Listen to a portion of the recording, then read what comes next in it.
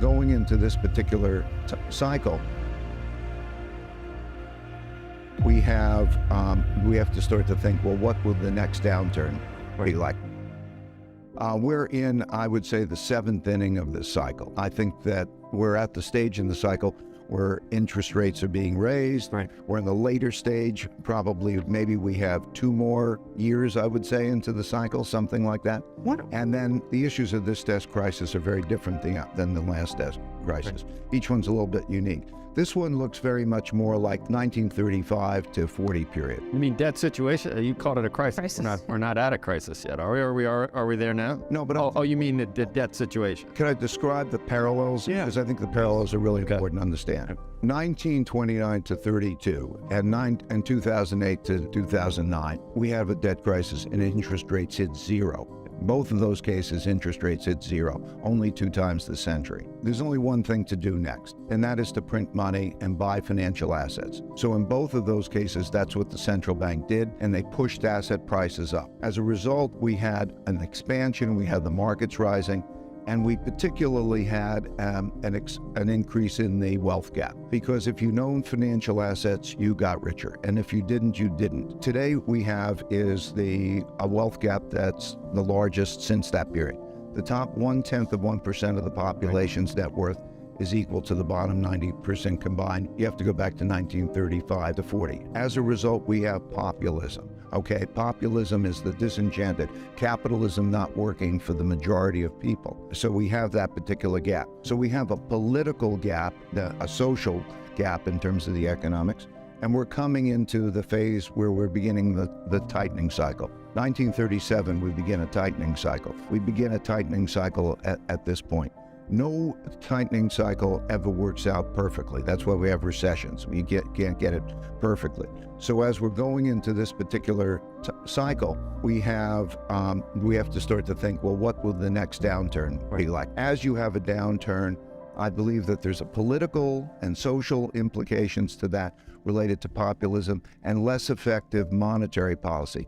There's less effective monetary policy because so far there are 2 types of monetary policy used. Lowering interest rates. We can't lower interest rates. And the second is quantitative easing, and it's maximized its effect. So I think that the next downturn is going to be a different type of downturn. I think pension problems, healthcare problems in terms of obligations that are not funded, that are not debt. More severe next time? I think it'll be more severe in terms of the social, political problems, and I think it'll be more difficult to handle. It won't be the same in terms of the big bang debt crisis. It'll be a slower growing, more constricting sort of debt crisis that I think will have bigger social implications and bigger international implications. And so one of the questions is, from a policy perspective, if we're in the 7th inning, is there anything that policymakers can do today, not afterwards, but today, to avoid this crisis you're talking about?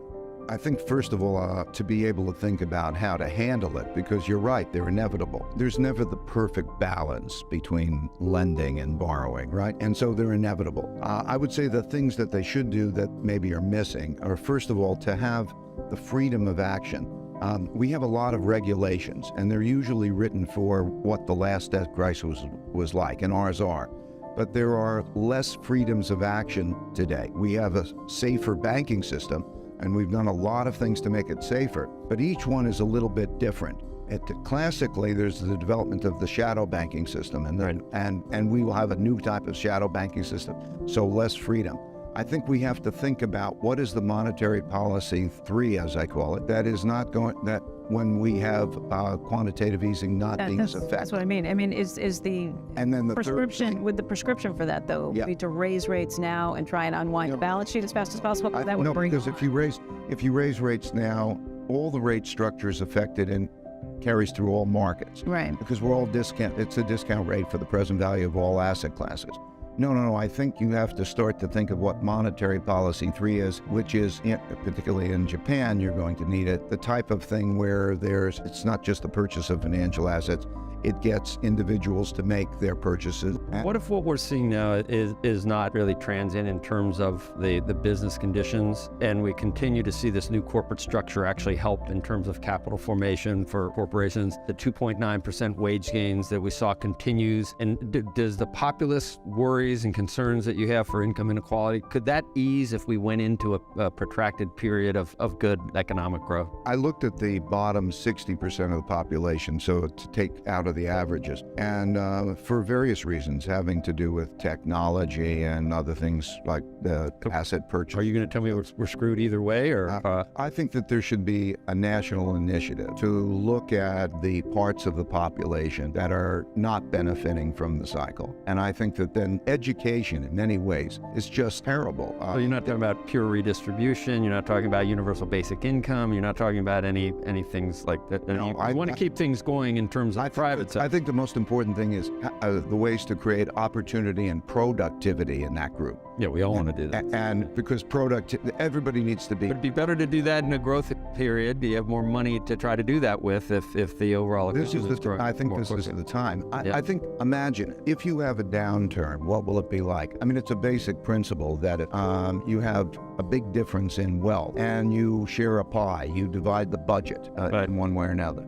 And you have an economic downturn that people are at each other's throat. But if you're growing at 3% for 3 or 4 years, if that were possible, which is 50% even more faster than we were growing previously, that throws off more money for education and for social programs to ameliorate what you're talking about, doesn't it? Certainly, we know, but it doesn't solve the problem. Doesn't solve the problem, but you're in a. I mean, I think if you choose one or the other, you'd want growth. Okay. That's why I would say the risks are so It's much harder to solve the income inequality problem when you're not growing. Much harder to deal with the income inequality problem when you're growing at 1.7%. Of course, and that's what we saw. And that's why I'm saying, and do you doubt that the downturn will come? I don't want to. When you say that it's inevitable, we have another debt crisis, it makes me sad. Well, I didn't ask whether you're sad. I asked what. It's disturbing, and I'm not sure how you. It almost is like you're saying human nature almost mandates it happens. We get late in a cycle. We never get same things over and exactly. over. We did the same things over and over again. That's what the book is about. The reason I wrote the book is not so much to talk about this one and so on. It's to show that they all happen in the same way. There's all the mechanics of the same way. There are 6 stages to it. We won't have the time to go through the 6 stages. But I'm saying that same thing happens over again. If you take in this first 60 pages of it, and it's free, just read the first 60 pages of that book. Now, is Too Big to Fail, this new issue of Too Big to Fail, can I download that for free, or is that? Download it on Kindle, you can buy it. But is it like Ray's book? Is it? I might even sign your book for so I'll sign your book. You're avoiding my question. Is it free like Ray's book, or do I have to? I'm a capitalist.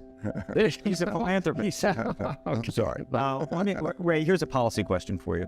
One of the things we've all heard from Hank Paulson, Ben Bernanke, and Tim Geithner is that they wish they could have articulated and communicated their policy responses better, and that there's a view that maybe if they did, somehow the populism that we have today might be different. What do you think? I think the majority of population is not watching your television show or understands the communication. I think that they understand their experiences. And with those experiences, that produces... But when you look at the policy responses, people, have talked about, would we be better off if there was principal reduction for homeowners directly? Remember, a lot of the resentment in the public came because there was a feeling that the money was going to the banks rather than directly to the homeowners who were in trouble. Or some of these other steps. You've looked at these different crises and sort of how people feel about them afterwards. I think that over and over again, it's emotions and it's not logic. And when there's the polarity, sometimes it even gets, violent.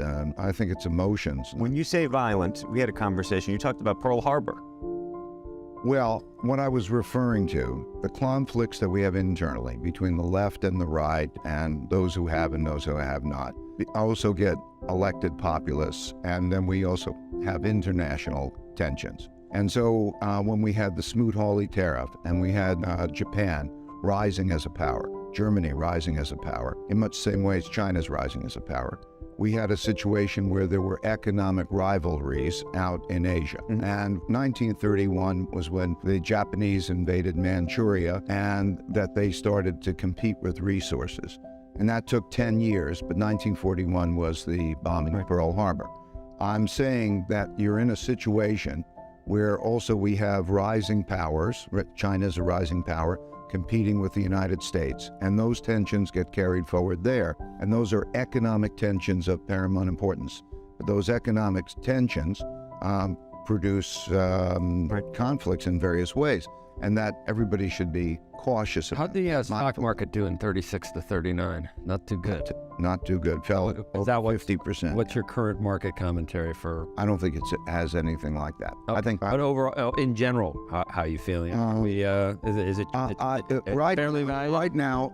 Right now, we have just gotten to the point in my judgment that it's more than the risk return is more negative.